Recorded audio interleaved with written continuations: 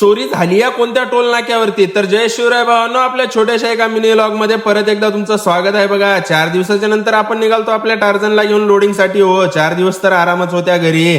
मग काय first class पैकी आले ना नॅचरल शुगरला आल्यावर तिथं पण आपला फॅन फॉलोईंग भेटला. हो, आपल्याला आशात कळाले की आपल्या गाडीची आता तर कुठं कुठं ओळख होत आहे आणि आपली पण. हो, मस्तपैकी भरायला वगैरे गेल्या, गाडी वगैरे भरणं झाली. भावांनो, तुम्ही म्हणता ना ड्रायव्हर लोकांची आईस आहे, काहीच आईस नसते भावांनो. ज्या उन्हात तुम्ही घराच्या बाहेर निघत नाहीत ना, त्या उन्हामध्ये आम्हाला घाम गाळून गाडी वगैरे भरणं आणि गाडीचा टाप घेणे हे तर कामं करावंच लागतात. हो, ड्रायव्हरच्या जिंदगीत कधी आईश नसते.